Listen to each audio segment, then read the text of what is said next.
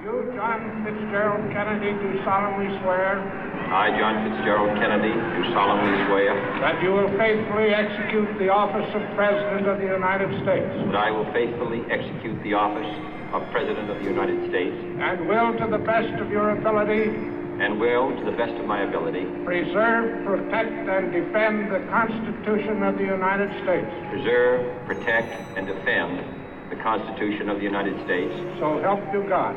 So help me God.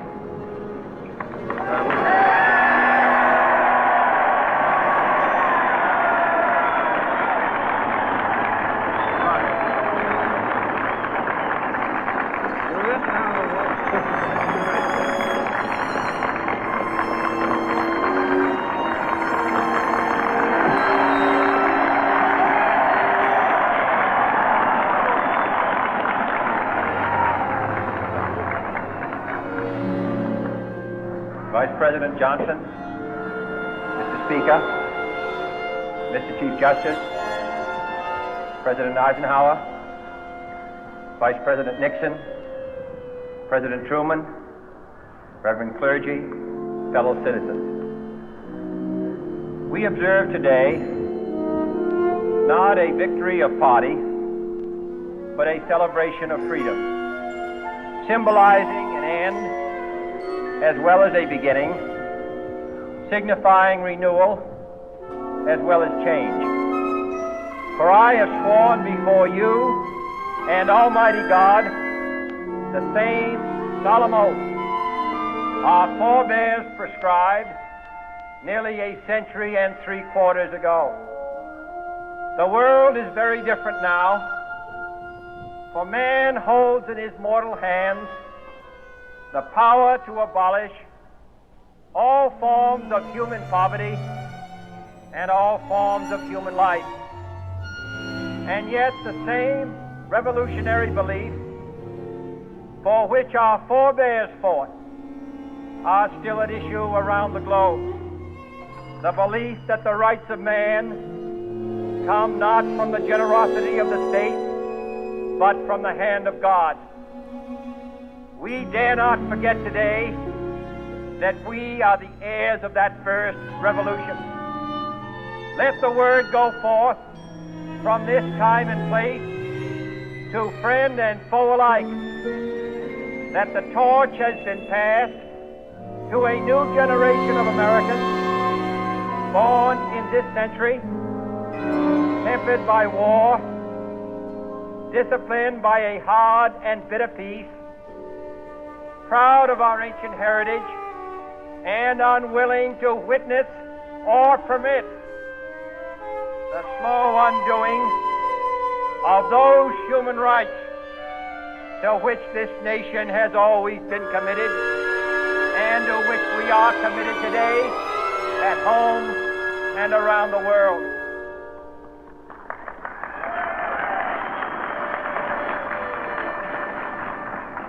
Let every nation know, whether it wishes us well or ill, that we shall pay any price, bear any burden, meet any hardship, support any friend, oppose any foe to assure the survival and the success of liberty.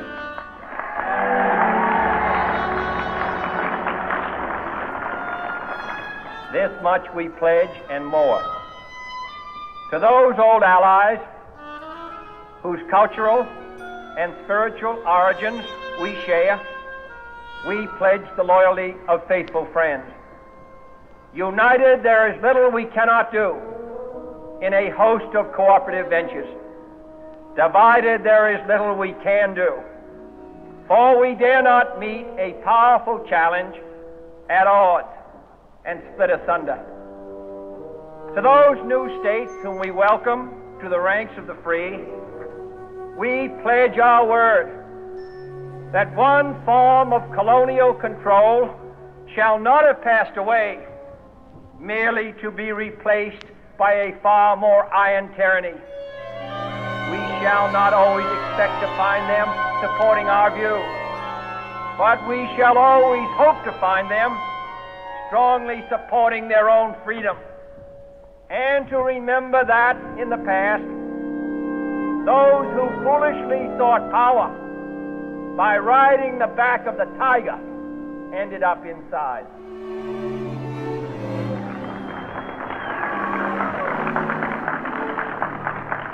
To those people in the huts and villages of half the globe, struggling to break the bonds of mass misery, we pledge our best efforts to help them help themselves for whatever period is required, not because the communists may be doing it, not because we seek their votes, but because it is right. If a free society cannot help the many who are poor, it cannot save the few who are rich.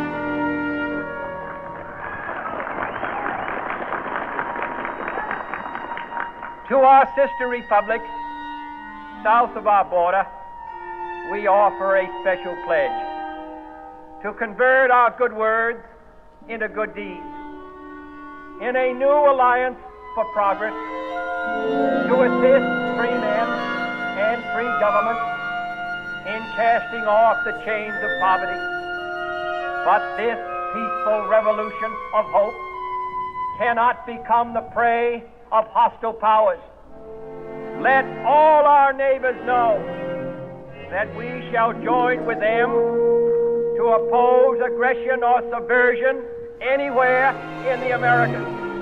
And let every other power know that this hemisphere intends to remain the master of its own house.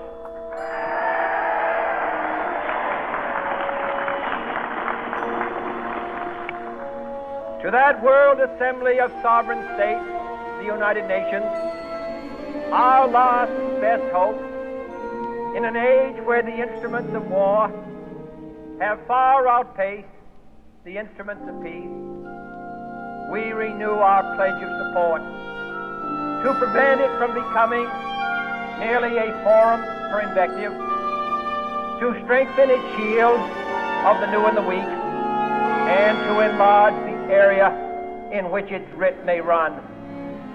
Finally, to those nations who would make themselves our adversary, we offer not a pledge, but a request that both sides begin anew the quest for peace. Before the dark powers of destruction, unleashed by science, engulf all humanity in planned or accidental self-destruction, we dare not tempt them with weakness, for only when our arms are sufficient beyond doubt can we be certain beyond doubt that they will never be employed.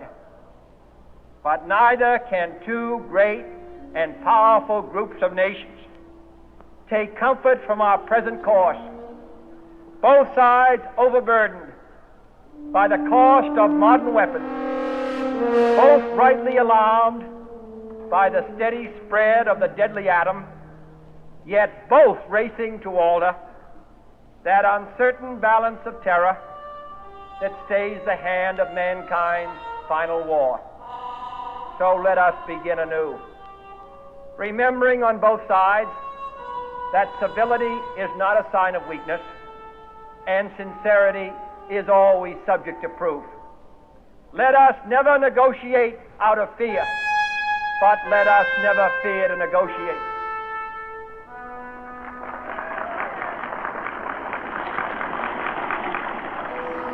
Let both sides explore what problems unite us, instead of belaboring those problems which divide us. Let both sides, for the first time, formulate serious and precise proposals for the inspection and control of arms, and bring the absolute power to destroy other nations under the absolute control of all nations.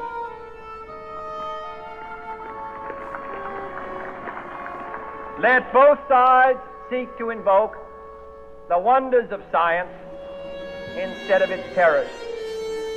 Together, let us explore the stars, conquer the deserts, eradicate disease, tap the ocean depths, and encourage the arts and commerce. Let both sides unite to heed in all corners of the earth the command of Isaiah to undo the heavy burden and let the oppressed go free.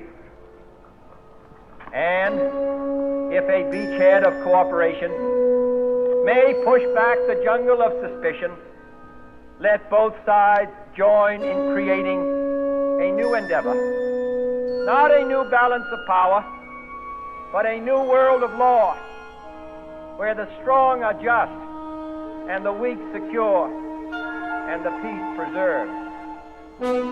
All this will not be finished in the first